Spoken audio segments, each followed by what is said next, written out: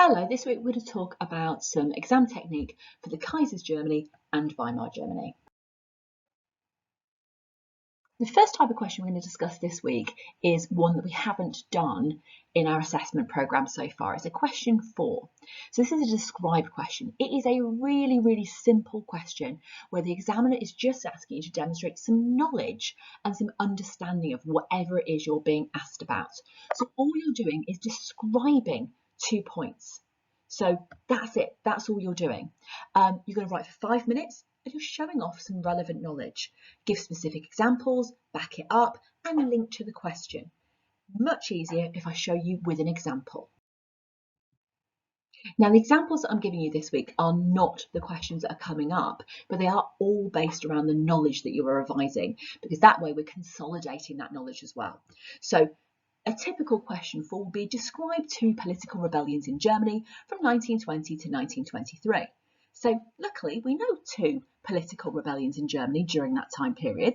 So all you do is you describe 2 of those rebellions. So there is only 2 main rebellions, isn't there? The Kapp Putsch and the Munich Putsch. So let's have a think about what that would involve. You'd have to describe the Kapp Putsch. So you might talk about it being right-wing nationalists, you might talk about them being the Freikorps, you might talk about them being upset, and very briefly how 5,000 of them took to the streets but were stopped by a general strike. That's it. And then you do exactly the same for the Munich Putsch. Let's have a look at a model answer. So here's the example that I've given you, which is a 4 out of 4 mark answer. One political rebellion was the right-wing Kapp Putsch of March 1920. So you're already showing the examiner there's some knowledge there. You've shown them you know the year, you know what it was. The rebellion was by the Freikorps. Again, you're mentioning the group. These were ex-soldiers who refused to abide by the terms of the treaty and disband. They didn't want to go back to civilian life. They blamed the government, who they claimed had stabbed them in the back. So knowledge of that. It was led by Wolfgang Kapp, supported by some army generals. The army refused to crush the rebellion. Remember, troops don't fire on troops. And the government had to flee Berlin. It was defeated when Ebert got the trade unions to mount a general strike. That's it. That's 2 marks. You've described that rebellion. You don't need to say any more about it. You're not talking in this particular incident about the impact of it. You're just describing the rebellion. The second was the Nazi Munich Putsch in November 1923. Hitler had planned a rebellion in Bavaria with the support of other right-wing politicians, including the governor of Bavaria, Gustav von Kahr. When Kahr hesitated, Hitler and 600 stormtroopers burst into a meeting and forced him at gunpoint to declare rebellion. The next day, the Nazis marched on Munich. The Nazis were defeated in a short battle, 16 were killed. The Nazis now became a national party. It's just 4 marks and it is a simple description, but do notice that there is knowledge being used there. There's knowledge of dates and there's knowledge of briefly what happened in each of those rebellions. The next question that we're going to be looking at today and that you're going to be assessed on next time is an in what ways question. This question will take about 10 to 12 minutes. The last one, the 4 marker, will take about 5 minutes, and it's more detailed than the last one. You're going to need 2 to 3 paragraphs depending on what the question is, and it's got to be really focused. For grades 7 to 9, you've got to demonstrate kind of like continuity, how things stayed the same or how things changed, the consequence, the significance, the impact. So, for example, if it was in what ways did the Nazis affect or Nazi policies affect the life of women, well, you need to show how that changed over time and how it related to what he needed. Again, let's have a look at an example. So in what ways was Stresemann able to improve the state of the German economy? Again, I've focused it on what some of our revision is about this week, just to really emphasise what we need to know. So what would your paragraphs be about? Well, you might talk about kind of some of those early things because there's no dates on here. So you might talk about how he, early on changed things. And then you might talk about things like the Dawes and the Young Plan.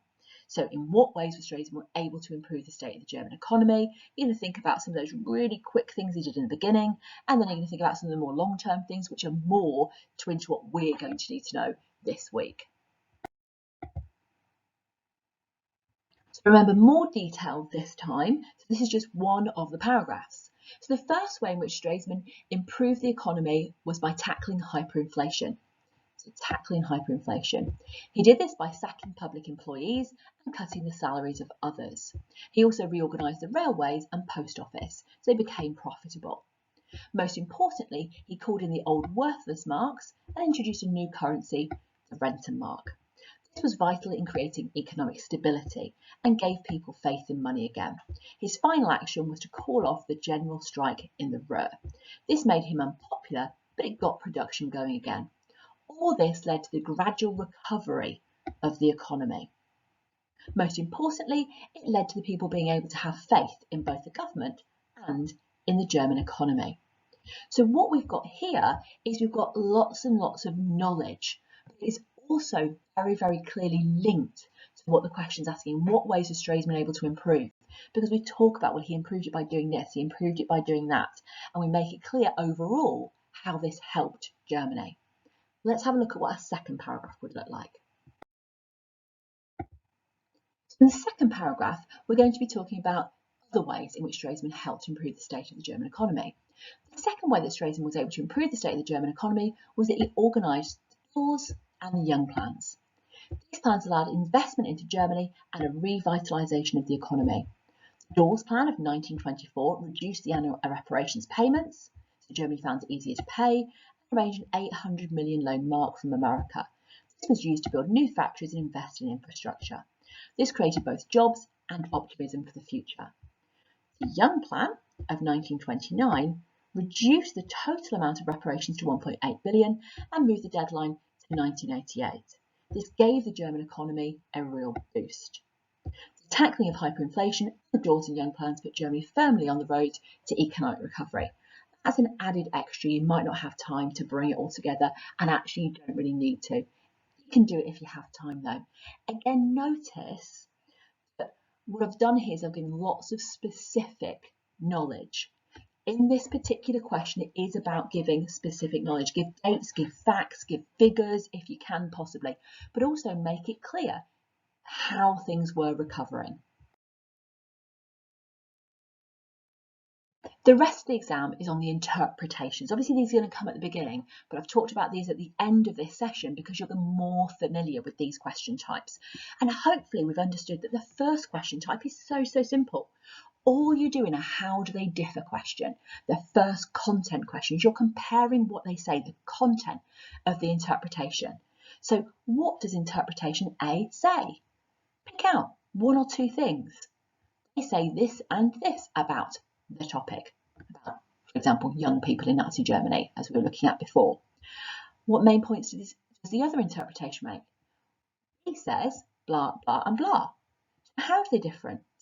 Well, one, A is really positive, whereas B is really negative. That might be your obvious difference. So here's an example of some Weltpolitik interpretations. So this question, how does interpretation B differ from interpretation A about the policy of Weltpolitik? So the first one, Kaiser Wilhelm speaking to the Reichstag in 1898, wanting some taxes. Germany deserves glory. We have waited in the shadows for too long. It is time that we have a place in the sun. The British and the French become more powerful whilst we do nothing. We must catch up. It will make us even greater than we are now and give us new markets for our industrial goods. It will make us richer and no one will be able to challenge us. If we wait, it will be too late and we will have missed our chance. The Navy is the route to glory and to building this better Germany. We must have the money to compete. So what does this one say? What is the content? Well, he's talking about catching up with Britain and France. He's talking about Germany becoming greater. He's talking about finding markets, places to sell their industrial goods. He's talking about Germany becoming richer. He's talking about the Navy leading to them being incredibly glorious. So this one feels positive about Weltpolitik. Let's have a look at B. This is by Friedrich Ebert, the leader of the SDP. He's saying, this is where Weltpolitik has led us. The Kaiser's selfish dream has robbed German children of their dinner for years. Now it will rob them of their fathers and who knows what else. For years we have begged the Kaiser to see reason and focus his attention on the most important issues in Germany. The people live and work in conditions that he could not hope to understand. What they have needed is better pay, not dreadnoughts. He has taken us to the brink of catastrophe. So this one is saying that Weltpolitik was terrible. So we already have a difference. Weltpolitik is wonderful. Weltpolitik is terrible. This time he's saying that Kaiser, his actions have been robbing German children. They're not eating because of his actions. It's saying that the people are living in and working in dreadful conditions, and actually the people need pay. They don't need money being spent on the Navy. So there's our key differences. So all you're doing is selecting, this is what interpretation A says, this is what interpretation B says. No more than that, but making sure you give specific examples. Here's a model answer for this particular question. How does interpretation B differ from interpretation A about the policy of Weltpolitik? Interpretation A is incredibly positive about Weltpolitik. It says it's the way to glory and a place in the sun. It says that Weltpolitik will make Germany richer and stop others from challenging the country. That's it. That's all that's need to be said about A. In contrast, I'm highlighting the difference. Interpretation B is negative and says Weltpolitik has taken Germany to the edge of catastrophe and has robbed German children of their dinner for years. It says that there are better things for German money to be spent on than on the Navy. In summary, interpretation A is for Weltpolitik and thinks it's a good idea, whereas B is against. So notice for 4 marks, you're making it really clear how they're different and you're picking out what they say. No more than that. This is a really, really simple question. You should really be aiming to get 4. Don't feel, though, that you can get 4 marks without giving examples from the actual text.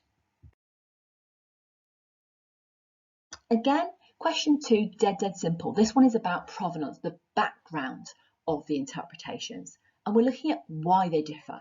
So we know from our first answer that interpretation A and B think different things about the same topic. So in question 2, all we're investigating is, well, why do they feel differently then? So we're thinking about, well, who made it? What was their experience? What were their views? Why does that make them feel the way that they do? Think about also when the interpretations were made and whether that helps, judge and decide what they say. And the same for the other one. So overall, why are they different? Let's have a look at an example again. So the same interpretation. So this time we're looking at why they have a different interpretation of Weltpolitik. So let's remind ourselves, interpretation A was really positive, saying how great it was going to make Germany. Interpretation B is negative, saying it has made the German people suffer and it's led to war. So why are they different? So the text is now highlighted in red. Well, the first interpretation is by Kaiser Wilhelm. Weltpolitik was his idea. That is one really, really obvious reason for why he felt what he felt. And what he's doing at this point is he's trying to get money from Parliament. So he's bound to say that Weltpolitik is going to be a great idea. And he's bound to say that because it's his idea and he wants Parliament to give him money to fund his idea. That's it. That's our first reason why. Whereas, in contrast, Ebert was the leader of the main opposition, the Socialist Party. He's writing for a socialist newspaper. So he's writing this because he doesn't agree with taxpayers' money being spent on this glory project, this vanity project for the Kaiser. He believes, as a socialist, that the people should be the centre of Germany and that they should be the thing that the Kaiser's thinking about. So that's one good reason for why they're different. Simply who's saying it. You can't just write, well, interpretation A is by the Kaiser and interpretation B is by Friedrich Ebert, that's why they're different. You have to really think about, well, why does that make them different? What is it they're trying to achieve? And then you think of a second reason, and there's a really nice easy one here for why they feel differently. This one is writing in 1898.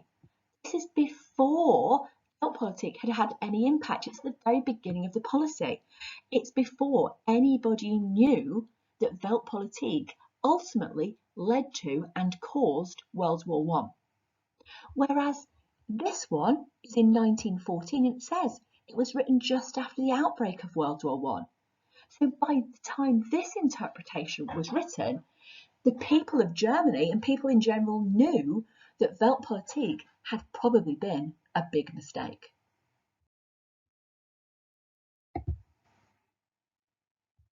Okay, so let's have a look at the model answer here. The authors have different interpretations due to their backgrounds. You're pretty much going to say that in any answer that you do. Interpretation A was made by the Kaiser.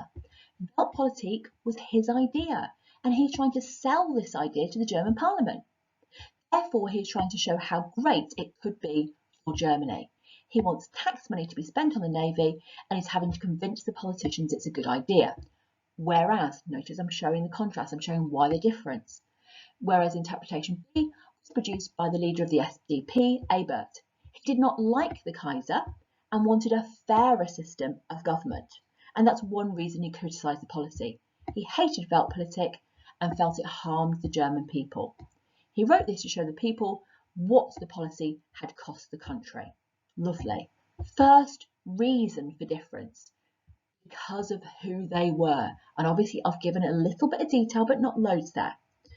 Interpretations are also different due to the date that they were produced. Interpretation A was produced at the start of the policy, 1898, and the Kaiser discussing what he thought the policy would bring, without any evidence at this point. Whereas interpretation B was produced in 1914, when he had full knowledge of what Weltpolitik had led to, World War I. Therefore, he knows this harmed the German people. So notice this isn't loads and loads of writing here. It's really focused on the question. They felt differently because of who they were, and I've explained their backgrounds. They felt differently because of when they were writing. I haven't just given the dates, I've said why that has led them to feel what they felt.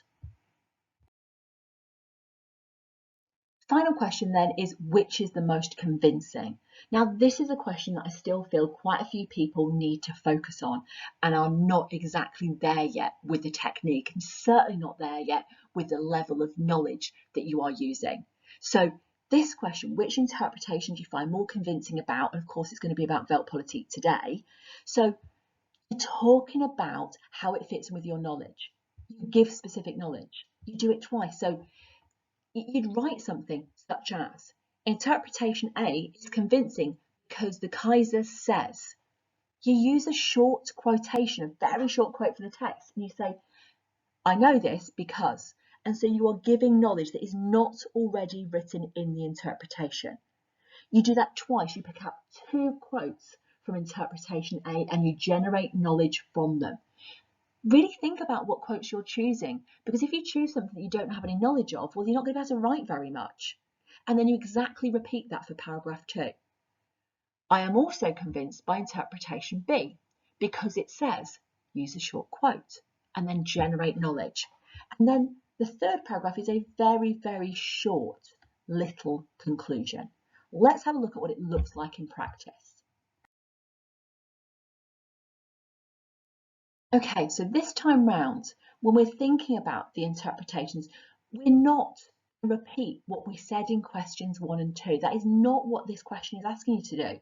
It really wants some knowledge. So which interpretation do you find more convincing? Well, you're thinking about what do you know, so you pick a short quote. You might use the quote, nice when it's easily being quoted for. You might talk about knowing that he wanted a place in the sun. You might talk about the scramble for Africa and the tension that caused with Britain and France. You might talk about his envy of Britain. You might talk about why he wanted a navy in his childhood growing up with his British cousins. All of that is knowledge that you can expand on. But you don't just randomly give knowledge. You say, I am convinced by interpretation A because it says, and you pick a quote, and then you give knowledge. You do that twice. And then you do exactly the same in your second paragraph for interpretation B. So this time round, he talks about German children being robbed of their dinner. That would be a really nice quote. You might talk about poverty in Germany and kind of the growth of socialism at this point. It's really important that you get the technique right on this one. Let's have a look at a model answer. So interpretation A is convincing about Weltpolitik under the Kaiser because it shows the obsession the Kaiser had with gaining an overseas empire and a place in the sun. So notice I've quoted there. This is convincing because from my own knowledge, I know that the Kaiser really envied the empires of Britain and France as they had colonies in Asia and Africa, especially as they had brought them great wealth and status. He knew that if they didn't grab land in Africa quickly, they would miss out. That's knowledge. So I have shown that I've understood the interpretation, I have picked out something from it, and then I've expanded on it. I'm then going to do that again. Interpretation A is also convincing because it shows the Navy as the route to glory. And I know this was another obsession. He was the grandson of Queen Victoria and had always wanted a navy to rival that of Britain. In 1898, he began a series of naval laws, which brought great rivalry and eventually a naval race with Britain. He did this as he knew that he needed a strong navy to achieve Weltpolitik. So this answer, there are two quotes, there are two things that I have selected from the interpretation, and then I've given good, sustained knowledge to support that. I've used really good technique. Interpretation is convincing because he says, and I know. Interpretation A is convincing because he says, and I know. Have that as your model to make sure you are doing that. Too many people are getting sucked in to talk about the wrong things here or about not giving enough actual knowledge. This is the standard year 11. My technique here in the second paragraph is exactly the same. Interpretation B is convincing as it shows how out of touch the Kaiser was with the people. Ebert talks about how German children have been affected by the Kaiser's selfish dream. The Kaiser's selfish dream has robbed German children of their dinner for years. So there's my quote.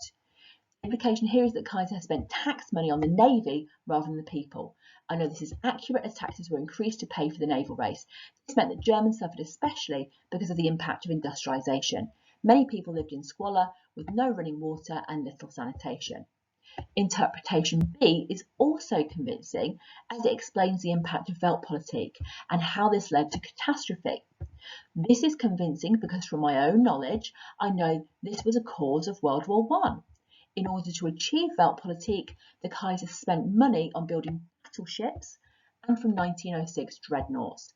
This threatened British naval superiority, led to a naval race and tensions between Britain and Germany.